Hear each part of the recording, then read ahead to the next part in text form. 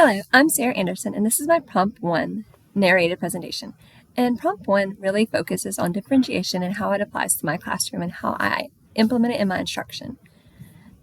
So without further ado, let's just jump in.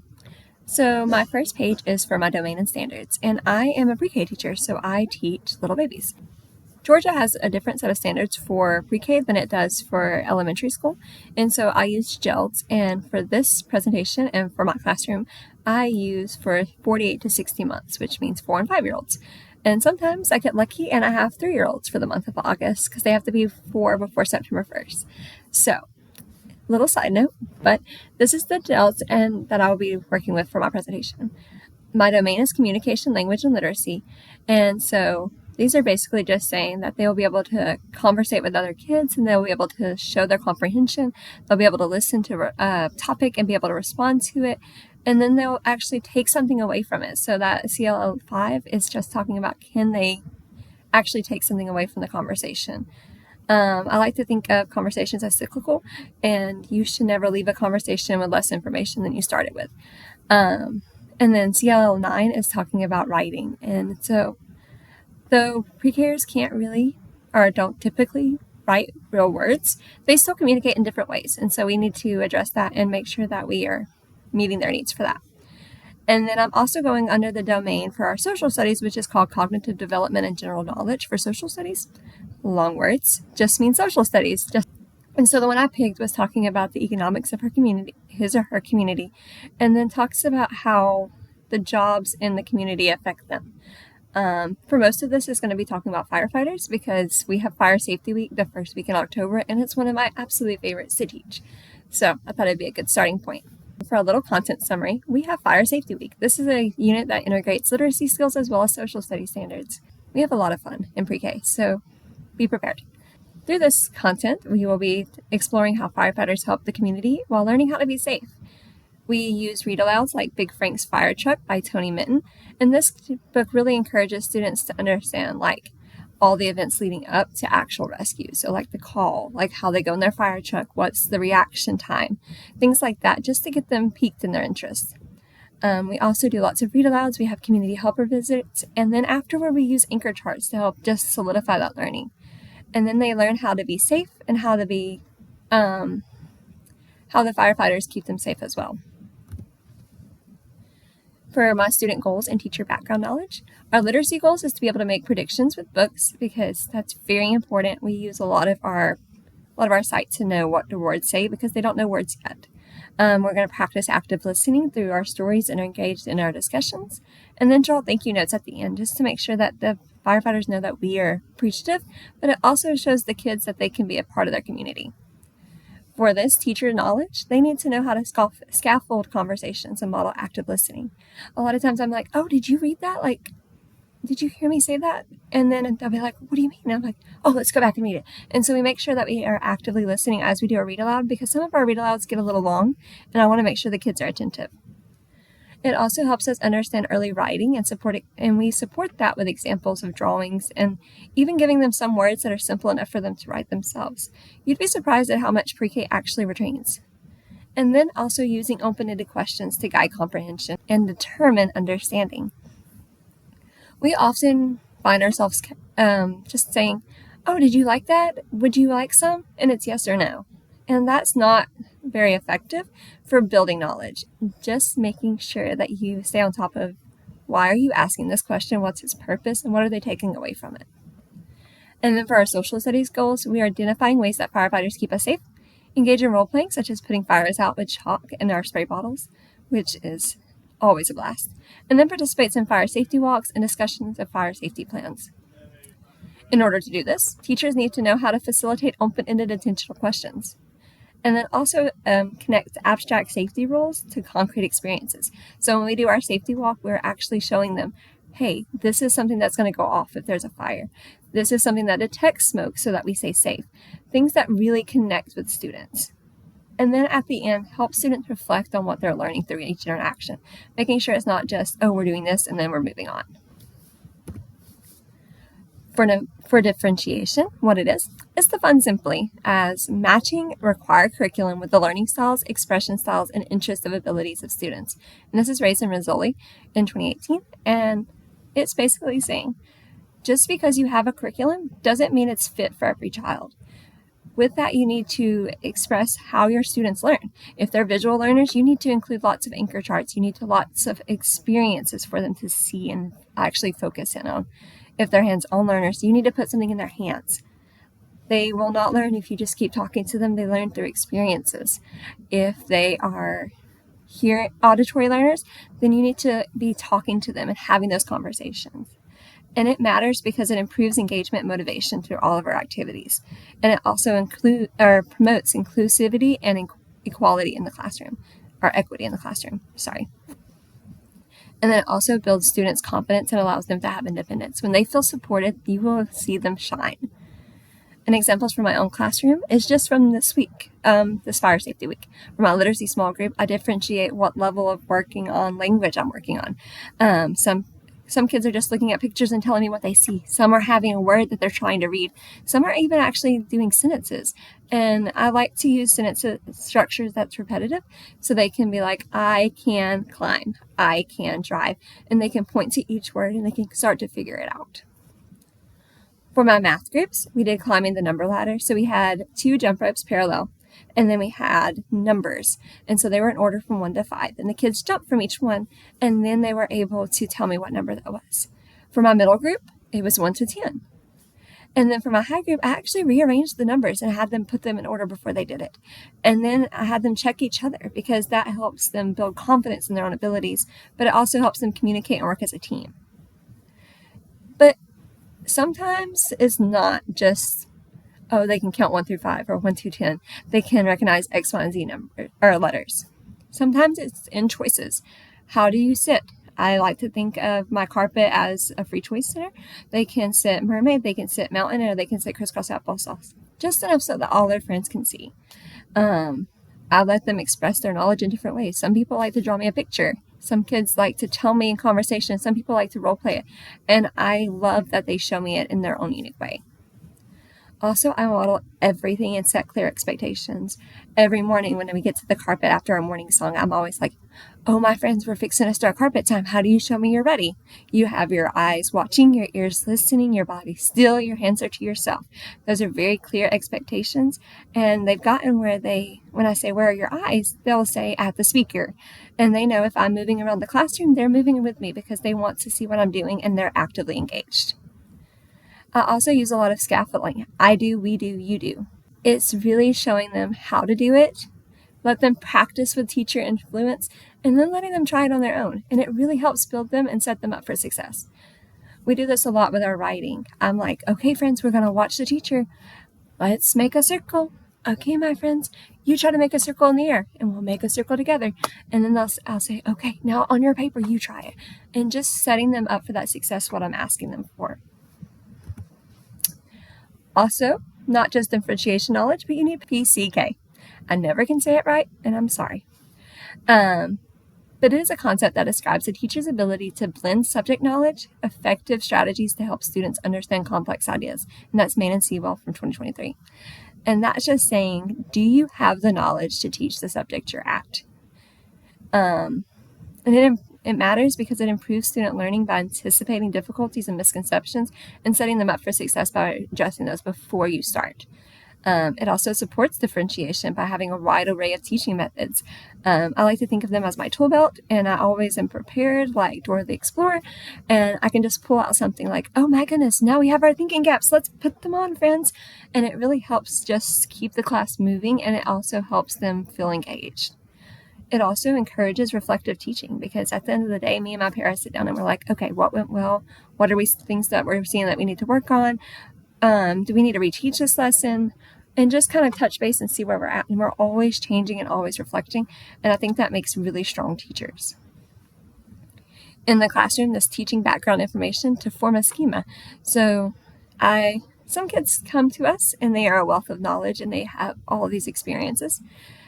Our what we think of as experiences, but other kids come and they've never been to the zoo, but they know how to cook, or they know how to fold laundry, or they have taken care of baby sister. Their backgrounds for things are so different that you need to make sure that you're providing each student with the same schema.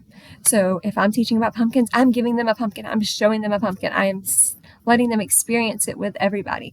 And that way when I talk about, oh, what does a pumpkin feel like? What does a pumpkin sound like? They were really shocked that pumpkins make sounds when you thump them. All of these things that they just need to know, you need to give them that access to that information. Don't expect them to know it. I also use lots of books and visuals and games to teach emotions and self-regulations, because 4-year-olds are very temperamental. They do not know how to self-regulate yet. And that's our job as teachers, is to help them learn those techniques. And again, I set clear expectations with specific vocabulary and actionable steps. So I'm like, okay, my friends, we are fixing to transition to our seats.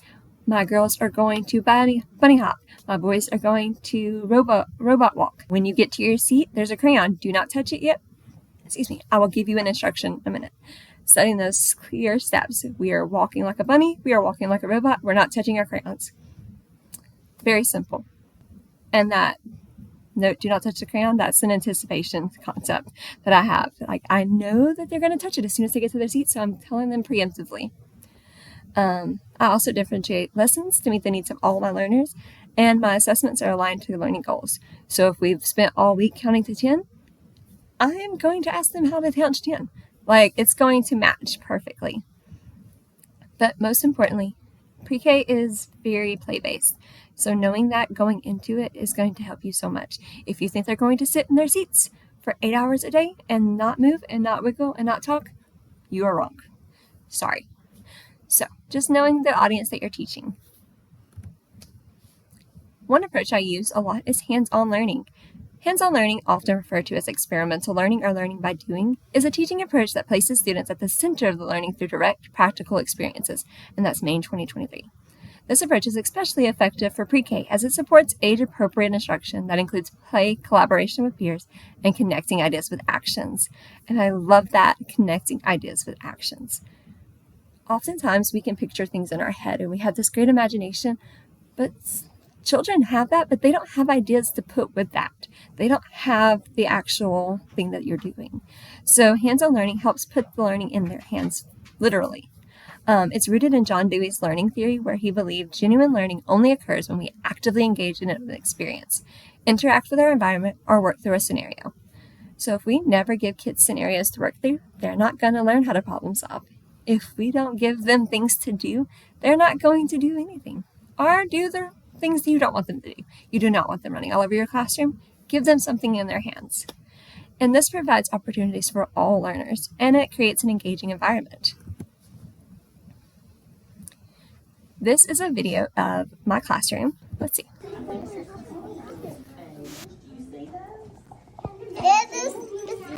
How did you do that? It's called a reaction. It's not me, it's the ingredients doing. Taste it. No, I don't think it's edible. Not with everything that we're adding to it. But this is baking soda. That is baking soda. What are you making? So this is a video of just baking soda, glitter, food coloring, and a little bit of vinegar. It's turning red where we put the food coloring. Just to teach them about reactions and how. You did the green? Let me see. I did the red. It causes this reaction. You did the red? Reacts. What's happening to the baking soda when we put it on there? When we put the vinegar? It pops. And it really shows the kids just what they can do with their hands. I like to tell them that this is a lot of baking, is making reactions, making cookies. You put baking soda in there because it's a base, and you make sure that you're mixing them correctly so you don't have a very tart cookie. This is another video that I have of them interacting. This is actually from our STEM bin, and they started and they were like, "Listen, how long do you think you can make this?" And I'm like, "I don't know, guys. How long do you think?" And so they started actually building to see, and it got the entire classroom involved.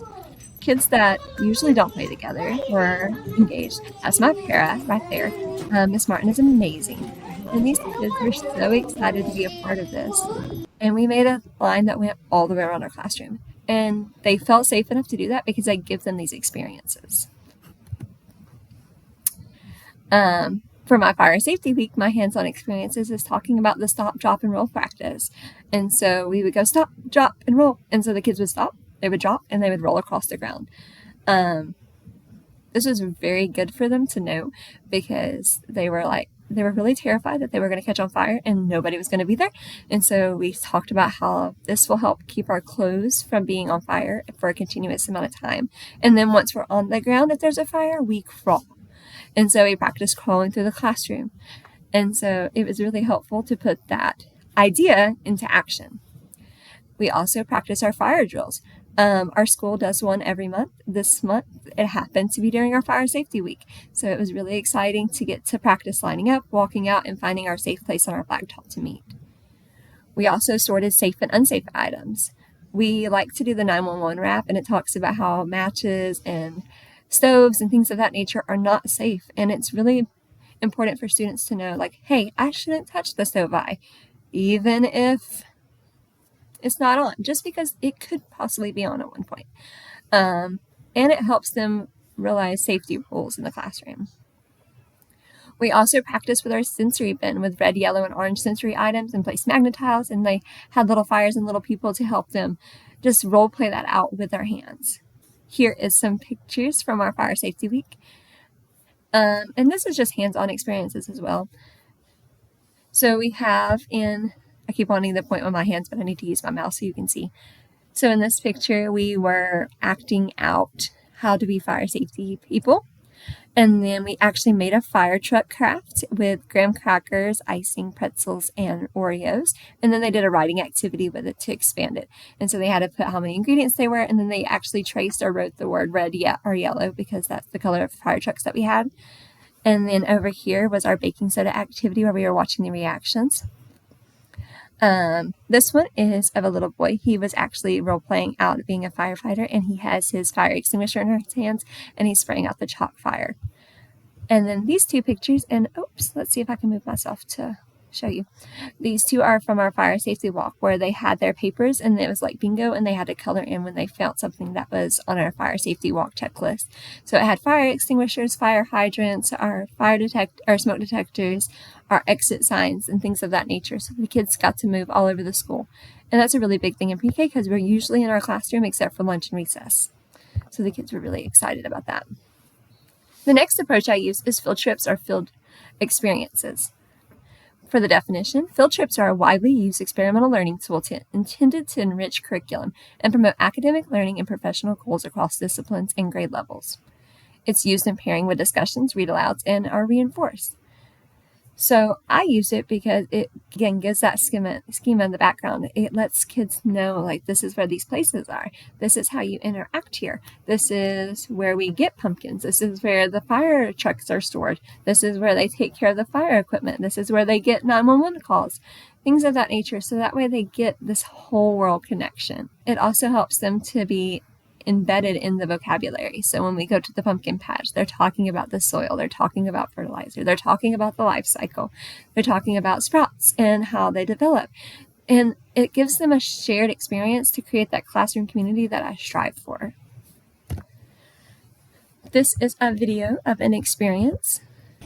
We had a firefighter come, well, a few firefighters, and they brought their fire trucks, and they were showing what it would look like as they were falling towards you, so that they wouldn't be scared.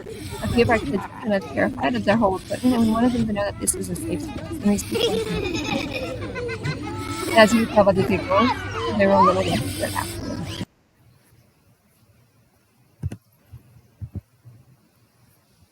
For this approach, I used fire trucks to come and visit. I also let them, not for our fire safety week, but for a different week, we had the buses come and they engaged with their school bus drivers. They learned how to get off the bus in case of an emergency. They learned to stop at railroad tracks and to be able to raise their hand and be quiet.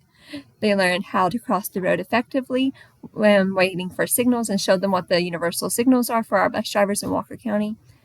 We've also taken field trips to pumpkin patches where we see where pumpkins grow and we learn about their life cycle and engage in conversations with actual farmers. We actually got to see pig races and the kids were so ecstatic. We've also in the past have participated in Ag Day where the middle school FFA presents different parts of our agriculture in our community. And I will show you some of those pictures. So here's where our firefighters came and our classes out there. This is actually one of the students in my class, and I wrote fire truck, thank you, and firefighters on the board. And she actually wrote fire truck and then firefighter, and then drew a picture of the fire truck and the firefighter. This is an example of our anchor charts that we use to really solidify those experiences, to make sure that we are making those connections and it's not just a one-time thing. Here is our ag day where we were learning about the cows that are in our neighborhood. You can see all the kids actively engaging with them, and they're actually dressed up as cows, which was really cute. This is from our bus safety, where we all lined up on the sidewalk before we got on our bus. And then in this corner is a picture from one of our previous pumpkin patch field trips, where the kids got to actually take home a pumpkin and they got to pick it from the farm. My reflection. So it gives us numerous ways to interact with the content being learned. So with our hands, with our auditory, with our kinesthetic, because it's actually something we're doing. And it really helps us build a strong understanding of the content. It also gives us an understanding of developmentally appropriate practices and a depth of knowledge about where students are academically, which is needed for academic planning. I am guilty about not being as intentional in my conversations during field trips. I often sign them out and they are with their families, and I don't make those actionable steps to make sure that I'm checking in with them on the field trips. And that's something that I need to personally go better at. I also need to make more chances for students to be in charge of the hands-on learning. I often give them experiences, but some of our best learning is when they pick it. Like when I showed you the video of them building the STEM blocks, going around the classroom. Like, that was a really fun experience and talking about it. And it was completely student initiated. So I need to give more experiences like that. And also allowing more leadership roles in the classroom. I'm a control freak. I like to be in control, and just relinquishing that to the students is really hard for me. Through this, the children grow in independence, they increase their vocabulary, and they have an ownership of what they've learned. And what I've learned is when students who feel supportive, they thrive. And the amount of information that a student retains is more than we think, and we get that through their role playing, through how they interact with the other kids in the classroom, and we learn that through how they show their knowledge. And that's more than just a worksheet. And this is my resources, which will be located in my unnarrated version of my presentation. And thank you for watching.